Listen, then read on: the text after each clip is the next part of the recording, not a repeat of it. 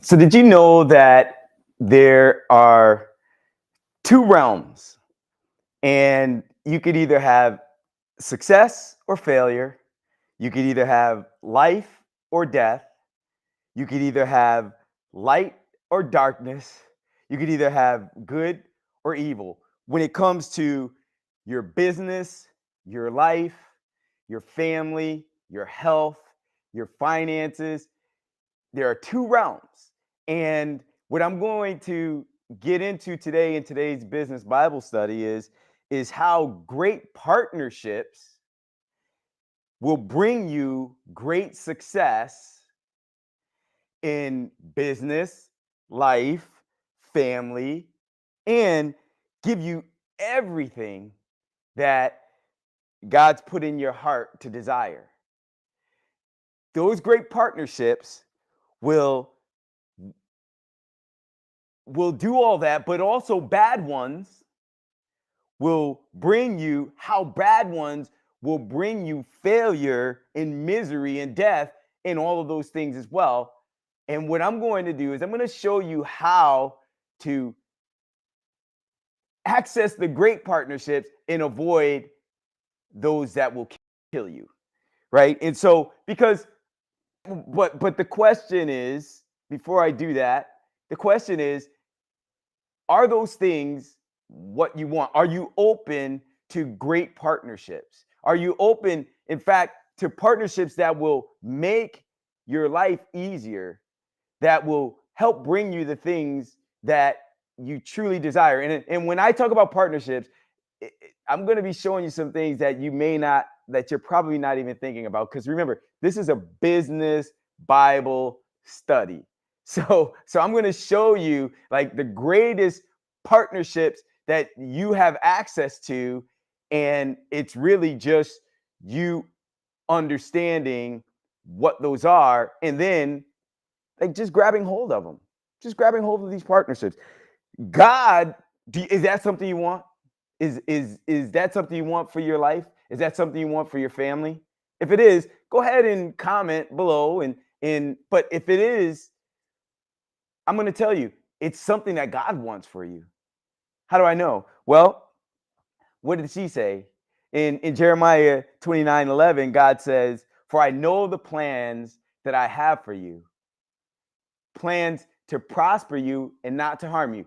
Prosper you, not to harm you, plans to give you hope in the future. He says also in the that was NIV, New King James Version, he says, "The thoughts that I have for you." Thoughts for what? Peace, not evil. Right? So thoughts to give you hope in a future. So he wants us to he wants to prosper us. He doesn't want to harm us. That's not God's plan for us, to harm us, but to prosper us. He does his thoughts for us are not for evil. His thoughts are for peace.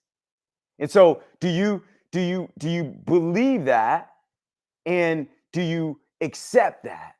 Well, if you believe that and accept that, the question is, do you want that?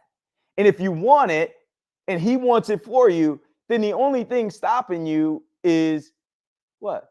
Great partnerships. Let me now, what do you mean, Jim? Like great partnerships? Well, let me first just by saying, before I get into the partnerships and how to access great partnerships, right? I'm going to first tell you, like the Lord shows us how to access great partnerships, right? In fact, He gives us one of the greatest partnerships that we can access. But He also shows us how to use that example of a great partnership and how to make the example for everything that we do with the people that we do them with the people that are watching us, with the people that we're serving, with the people that are serving us, like how to model the example of great partnership. So, in the beginning, when you think about Genesis, just think about Genesis for a minute. And what happened first thing in Genesis was what? God did what? He created the heavens and the earth. And then what did he do? So when he created, God spoke. So when he created the heavens and the earth. The earth was without form and void, and darkness fell over the face of the deep. Right? So God created the heavens and the earth. Once he created it, then he started to add and build. Right? How did he add and build? He spoke. So he used the power of his mind to create. Then he used the power of his words to build and fill. Right? So good partnerships, I'm going to show you how good partnerships are going to show you how to create success. And when God, after he was done on day 6, after he created us, man, he rested on day 7. But before he rested, he looked at everything and he said everything was very good. He was pleased with what he created, and everything was not just good, very good. And so a good partnership is going to show you how to create success. That's very good. A good partnership is going to show you how to speak for success. That is very good. And a good partnership is going to show you always how to win and have success. That is very good. So, all right, get on with it, Jim. Like, get on. I'm going to show you. So just hang out with me just for a bit, and I'm going to show you how to establish great partnerships, but to use how to use God's example that he gives us of great partnerships. In fact, where we could actually hold on to it, and that is the greatest partnership that we can have, the example that he's given us. So let me show you. So in Proverbs 18:21, it says, life and death are in the power of the tongue, and those who love it will eat its fruit. So life and death is in the power of the tongue. A good partnership is going to show you how to what? Speak for success. A bad partnership is going to show you how to speak for death. So, how to speak life into your business, into your life, into your health, into your finances, into your wealth, into your family.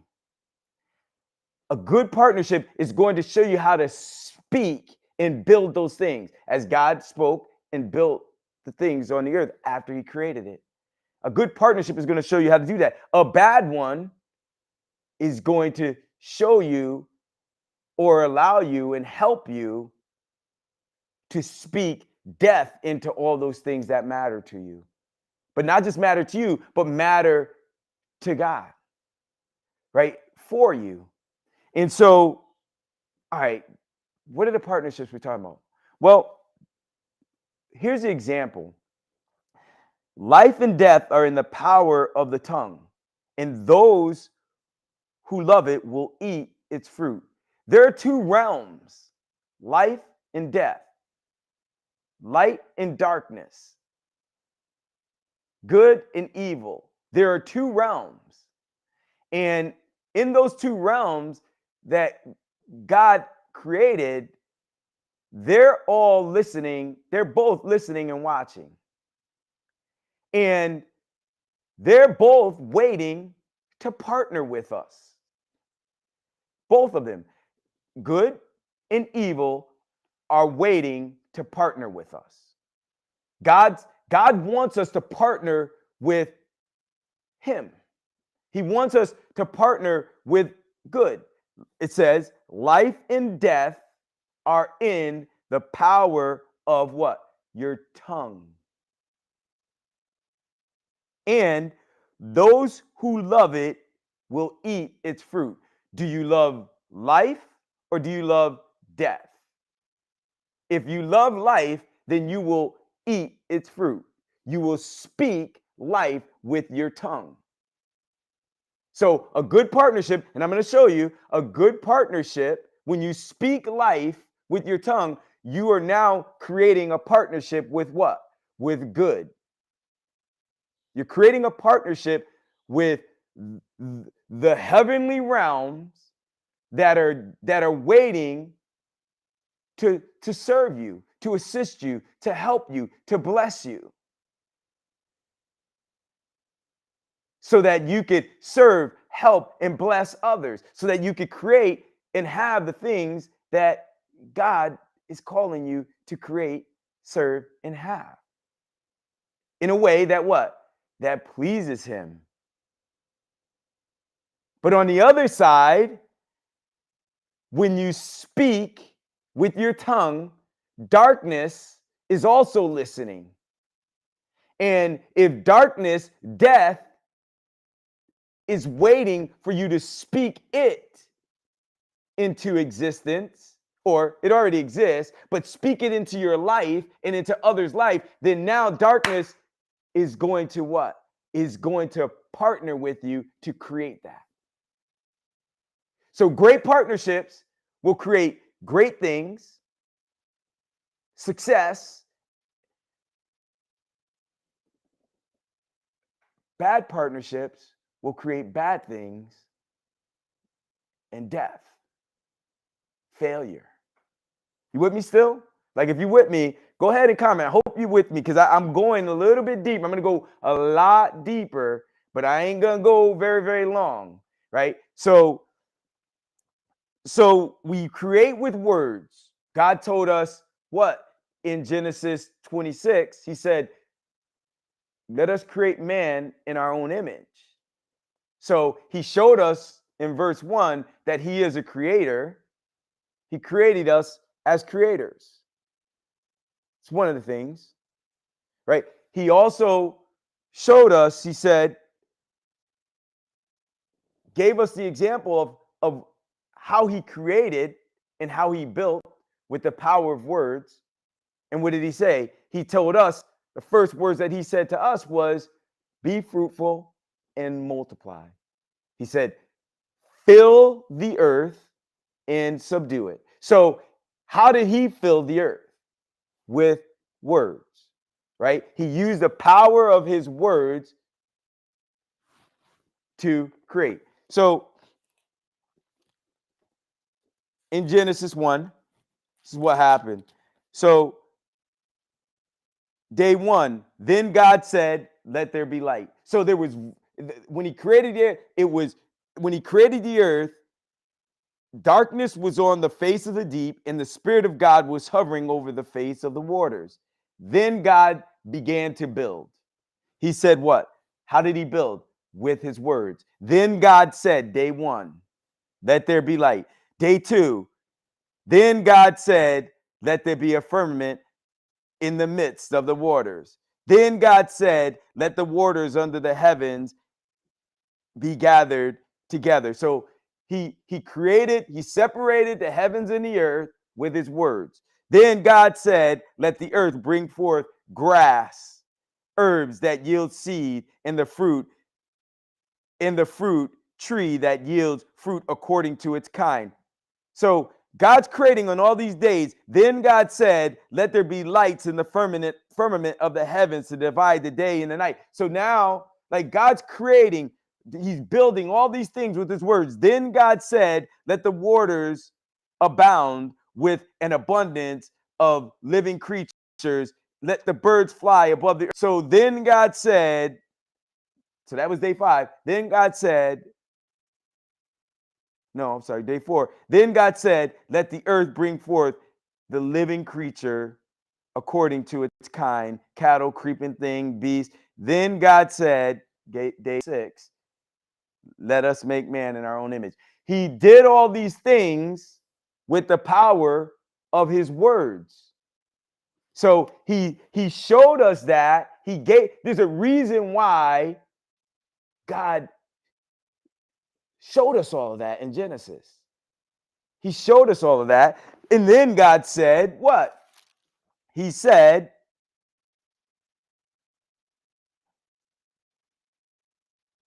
after he created us in his own image, in the image of God, he created him, male and female. He created them, and then God blessed them and said to them, us, be fruitful and multiply, fill the earth and subdue it, have dominion over all the things that I created on day 1, 2, 3, 4, 5 before I created you. Have dominion over all those things, the birds of the air, the fish of the sea, the land, like everything. He said, have dominion over all those things. Then God said. So he showed us that so that we would have the example as he created us in his own image to understand how to create and build. But the power of the two realms, darkness and light, he says, life and death are in the power of the tongue. And those who love it will eat of its fruit. You with me still? Hopefully you're still with me, because now when we speak, we're either creating darkness or goodness. Both realms listen to see who we're going to partner with. In Proverbs 10:19, what does it say? It says, in a multitude of words, there is sin, but he who restrains his words is wise. So he's telling us, again, the power of the words. Be careful with the words that we're using. In James 5, verse 9, he says, what? Do not grumble against one another. So again, like, do you ever find yourself around people who's always just grumbling, that always has something negative to say, either about you or someone else? Think about this. If they're always grumbling about something, about someone else, guess what? Chances are they're also doing it about you when you ain't around. Chances are, right? But even if they're not, the fact that they're just grumbling, they're creating a partnership.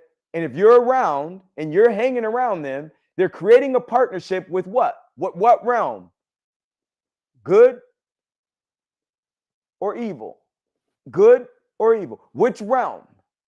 They're creating a partnership. They're creating a partnership with the realm that doesn't create success.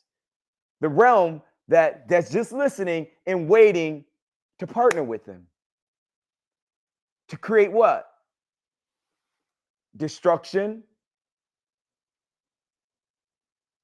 fear, evil, anxiety, poverty, lack, right? The opposite of what God wants for us.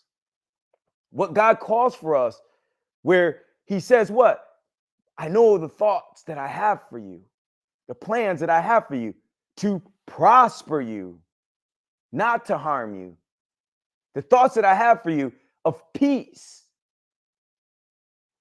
and not evil. So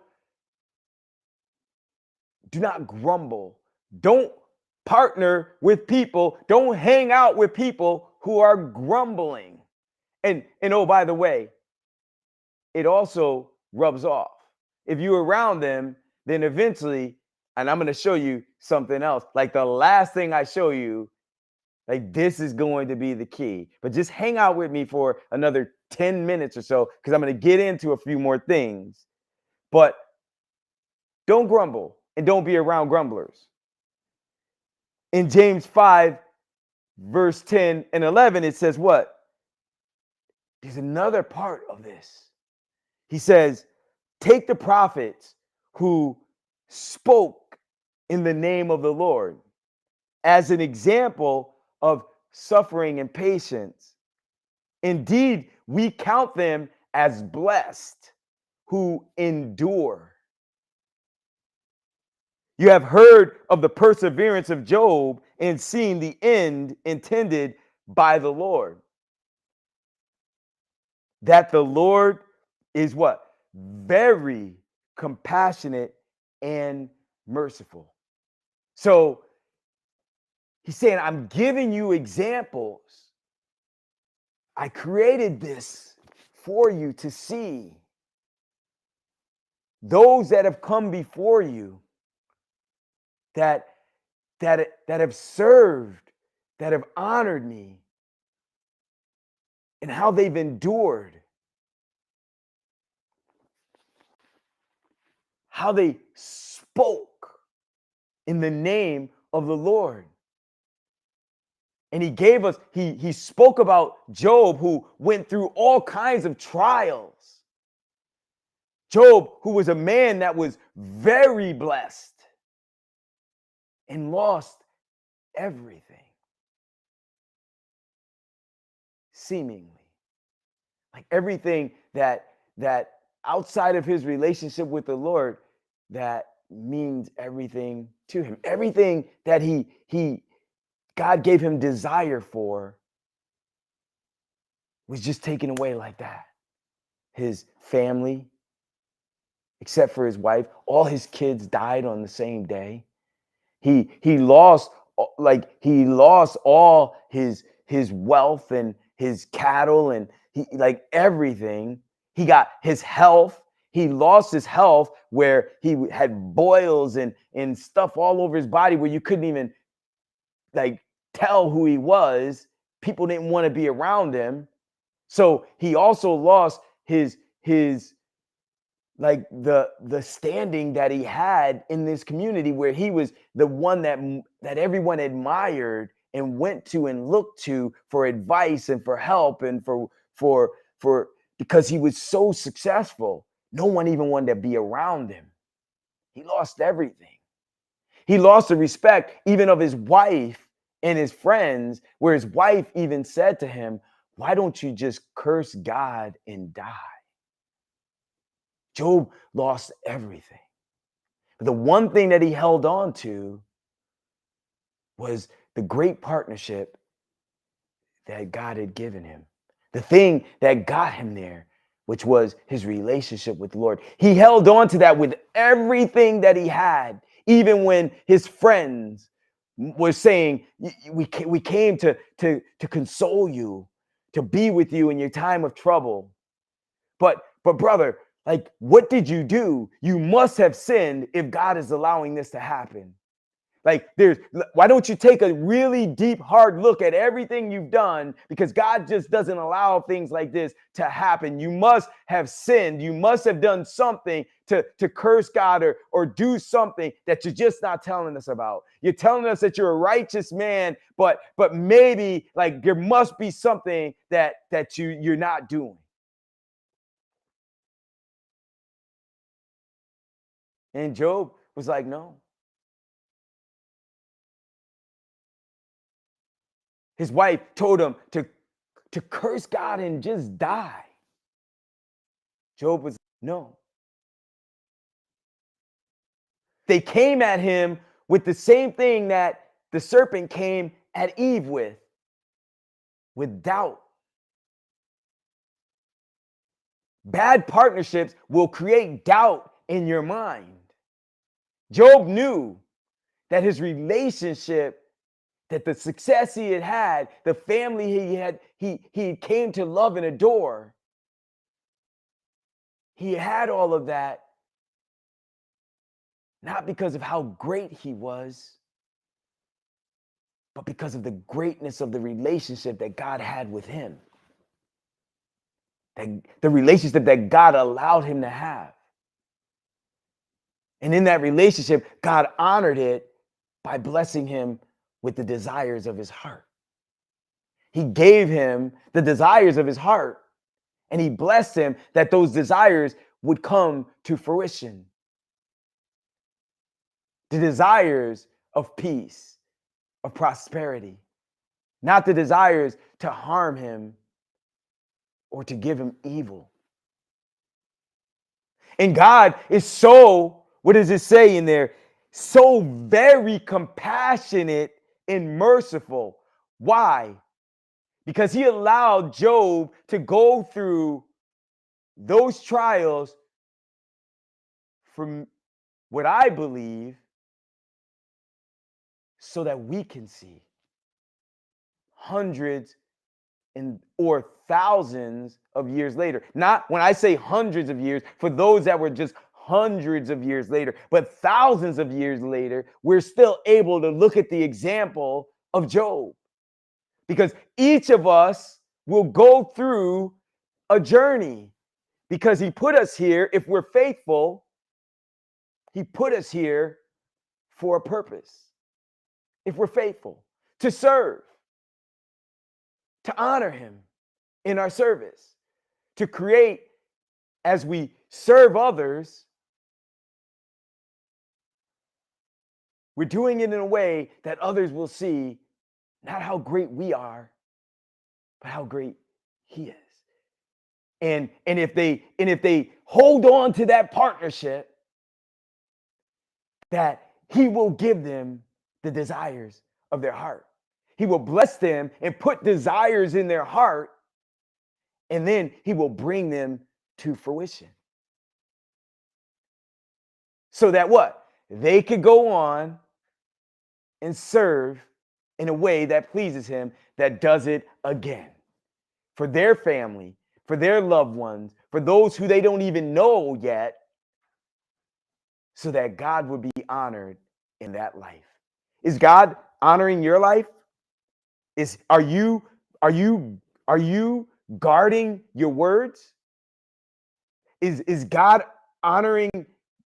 Are you honoring God in the lives of your family, in the things that you're saying, in the partnerships that you're creating with your words, in the partnerships that you're creating with the people that you're around, with the partnerships that you're creating in your relationship, and how tight that relationship is with the Lord?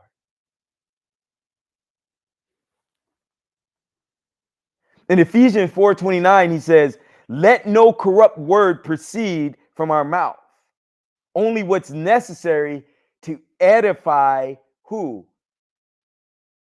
The hearers, people that are listening. What are you saying? What are we saying? Are we doing that? And from Proverbs 13:3, those who guard their mouth preserves life. Those who open wide their lips shall have destruction. And then verse 4 says, the soul of the lazy desire and has nothing, but the soul of the diligent shall be rich. Are you going to be lazy? Are we being lazy in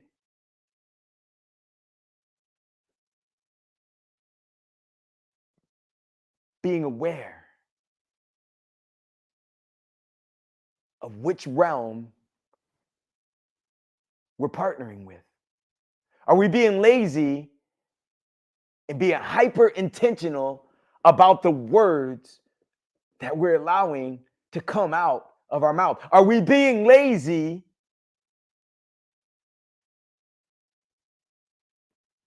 in who we allow ourselves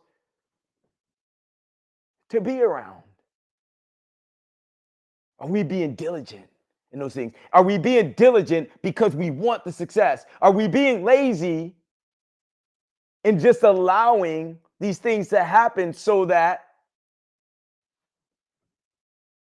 and then complaining and grumbling about the success we don't have, about the peace we don't have?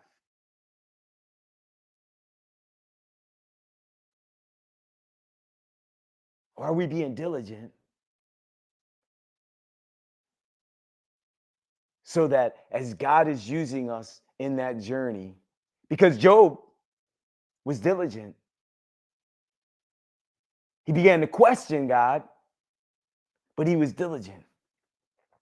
He never cursed God because he remained diligent.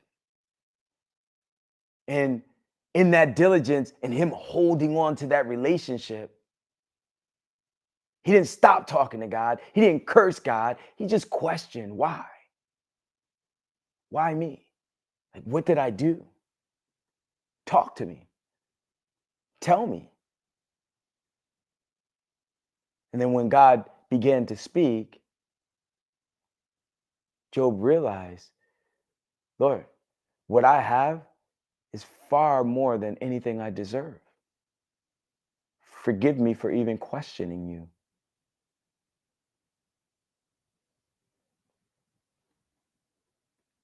And God blessed Job, restored everything that he lost, not just one time, but 2 times. He restored it in double. He gave him back a bigger family. He gave him back his wealth twice as great as he had it. He gave him back his health, his notoriety. He gave him back everything that he had. And he gave us that example, that story, so that when we go through our trials, we have that realm, those partnerships that want to cause question in our walk and in our journey, in our relationship, in our partnerships with good.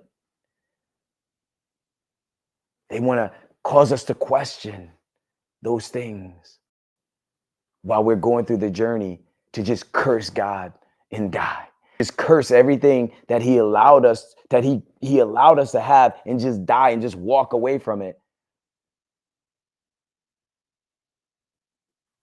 God's given us that example so that what? He says,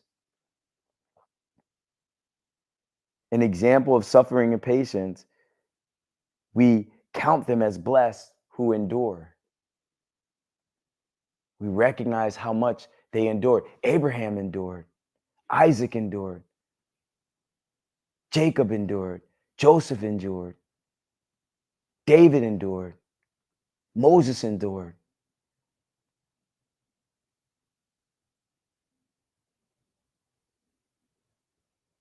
The disciples endured.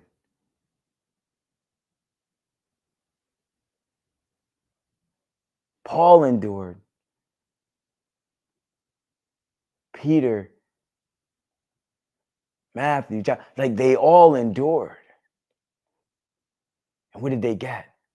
They got life. And God was merciful. He was compassionate, because although while they had a relationship where they held on tight, he still allowed them to go through things so that they would be that example for us who also must endure. And then he gave us the greatest example when he came down in the flesh. He sent his son to give us the greatest example of how to endure while we're in the flesh here on this earth, because of his compassion and his mercy and his love. But then he tells us how to fight to always win. He says in 2 Corinthians 10:4, although we walk in flesh, we do not war according to the flesh. For the weapons of our warfare are not carnal, but mighty in God. For pulling what? Pulling down strongholds, casting down, here we go, arguments, and every high thing that exalts itself above the knowledge of God, bringing every thought into captivity to the obedience of Christ, and ready to punish all disobedience when your disobedience is fulfilled. There's a lot in that. Like I'm going to give you that scripture again. I ain't going to read it. You need to go back and just hang out with that scripture for a bit. But basically, it's just telling us that there's a warfare. Every high place, he says, but our battle is not against the flesh. Although we walk in the flesh, there's a war that's going on. Remember, there's a war. There's good and there's evil. We get to partner with either one, with everything that not only we say, but the things we think. Because it says, right? It says, for pulling down strongholds and casting down arguments and every high thing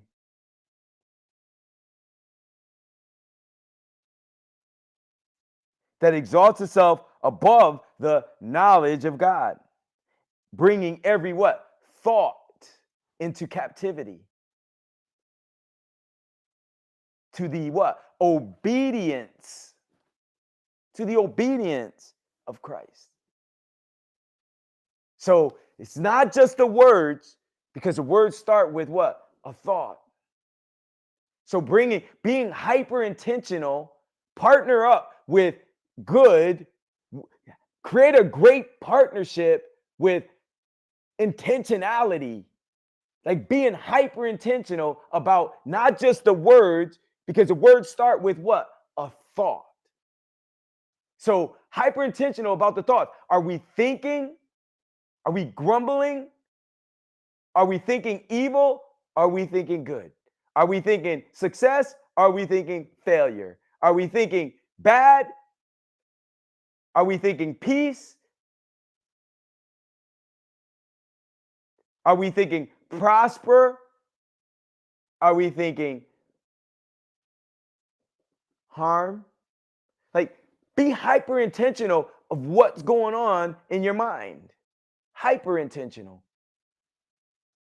And hyper intentional about the things we're watching and listening to, because those are the things that create a lot of the thoughts in our mind that's either good or evil, so that we can, and then, because remember, those realms are just waiting, so that they can start working with you. Who do you want to work with? You want to work with good? You want success? Do you want to work with bad? Do you want death, failure? Do you want success for your family, your health, your business, your wealth? Do you want failure, death, disease, divorce, poverty?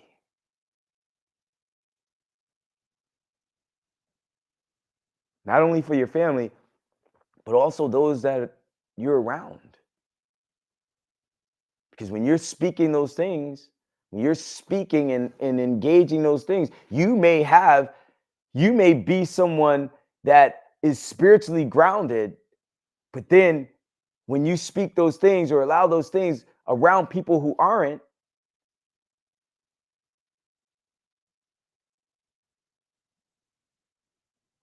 you're engaging those realms in their life, and they're not protected the way you are. They're not grounded the way you are. So hyper intentionality with those things. And this is what I want to, so hopefully y'all still with me, because now I'm wrapping it up. I'm keeping this one short, because like, I think you got the point. So the last thing I want to read, because like, this is it. And it's in Joshua 24.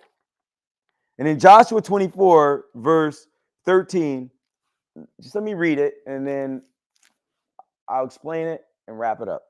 It says in Joshua 24, verse 13, it says, I have given you a land for which you did not labor, and cities which you did not build, and you dwell in them.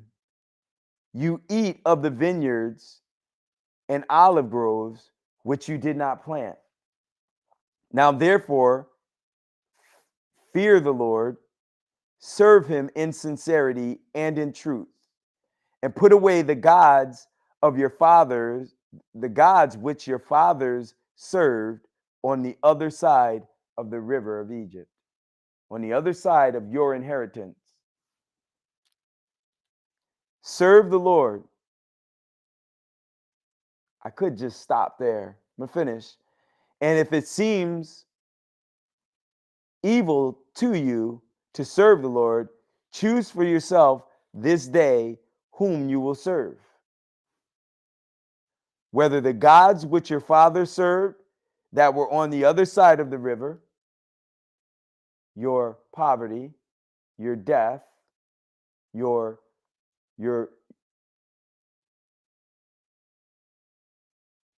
lack of peace,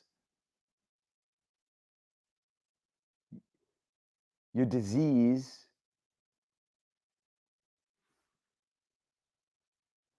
or the gods of the Amorites in whose land you dwell. But as for me and my house, we will serve the Lord.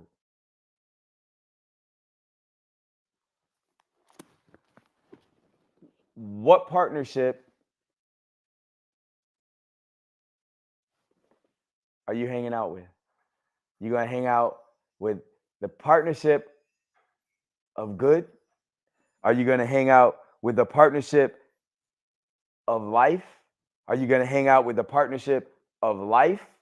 Are you going to hang out with the partnership of good? Are you going to hang out with the partnership of failure? You're going to hang out with the partnership of death, darkness, evil. You choose. God says, like Joshua was sharing with them, as he was sharing, this was the end of Joshua's life. And the Israelites, when they crossed over into the promised land, they crossed over the River Jordan into Canaan, which today is Israel. They crossed over into the promised land that God had promised them, but well before them, who did he promise it to? Abraham, Isaac, and Jacob, who moved out, who Abraham was called to move away from the land that his father was in. That his father was in, where his father was serving other gods.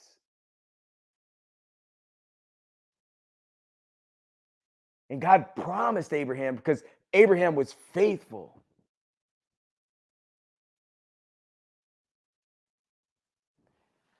Joshua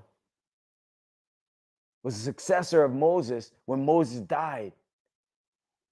He was the one that that God told Moses to bless Joshua, because he's the one who's going to take the baton. And you did a great job, Moses, but now you're going to rest here, and Joshua's going to take it from here. He's going to take them into the promised land.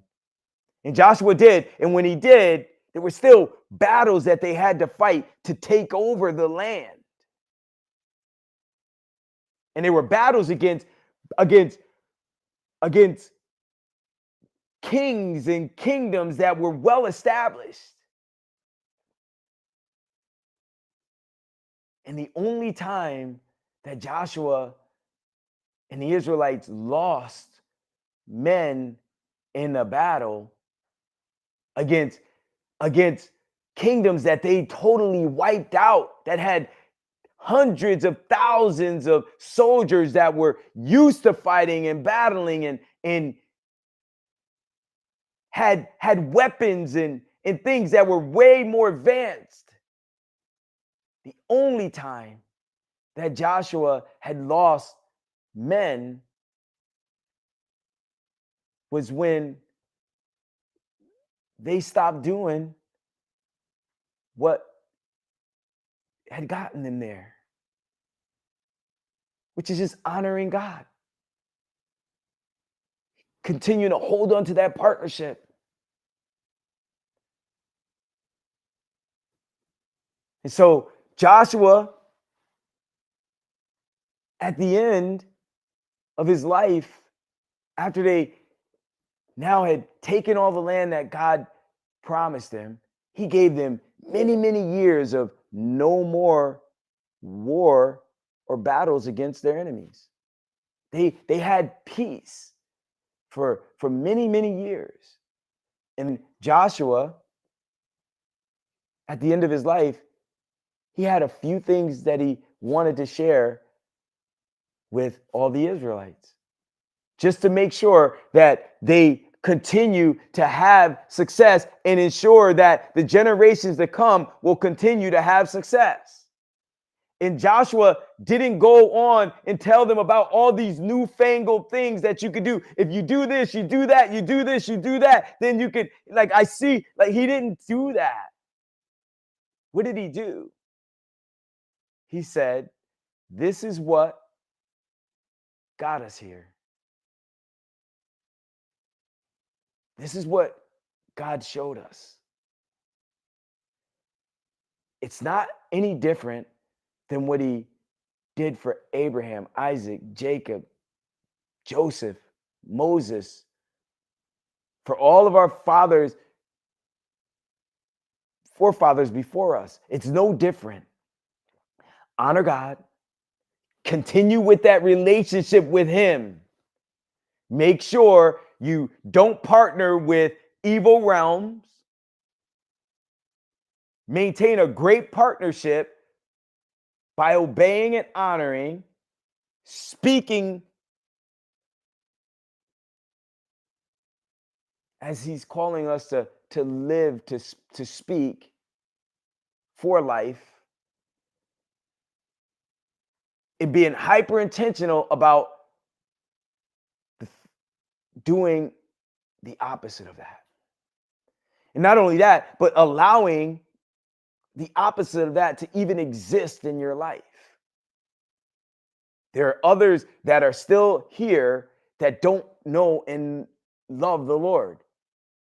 Not those of us that are Israelites that know him, but those that we've allowed to live in the land that don't know the Lord. He says, don't get together with them. Don't hang out with them. Don't develop partnerships with them. Because if you do, I guarantee you, and the only reason I guarantee you is because this is what the Lord said. I will take all of this stuff from you. I guarantee you all the things that you desire for your life, for your family, for your business, it will all be gone. So you get to choose, he said, whom you're going to serve, who you will partner with. We get to choose who we're going to partner with.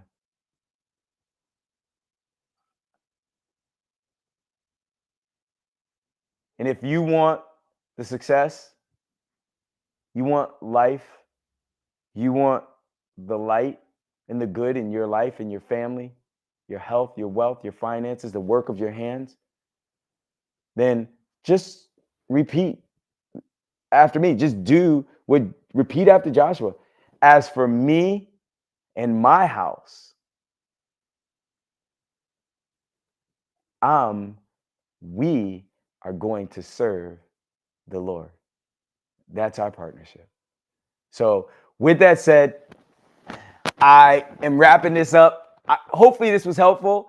And if it was, again, God wants you to have the desires that he placed in your heart. He's giving you those desires. He's giving you the opportunity to choose which you can have, the success or the failure. You can have it. It's simple, but it ain't easy. He made it simple because he just gave us the simple steps to follow. It ain't easy because we got all these things. We are in the flesh. There's this war and this battle happening around us in a realm that we can't even see. But it's also happening in a realm that we can see. The realm that we can see is not controlling the realm that we can't. It's the realm that we can't see that's controlling the realm that we can. Are you in the spirit? Are you in the flesh? Be hyper-intentional about both. Hyper-intentional about both. He wants us, he wants us to create. He wants us to build. He wants us to fill the earth. He wants us to be fruitful and multiply. He wants us to fill the earth. He wants us to subdue it. He wants us to have dominion over all these things he's created. He calls us to. We get to choose. You get to do that. He makes it simple, but it ain't easy. Walk the journey, use the examples, use the partnerships, because great partnerships will create great success. You want great partnerships? Keep it simple. God bless you. If this was a blessing, subscribe to the channel, share it with someone, comment in the comment section so that I can respond to your comments. I love to do that. And remember, walk with him, hold on to that partnership, and be hyper intentional. God bless you. I'll see you on the next video.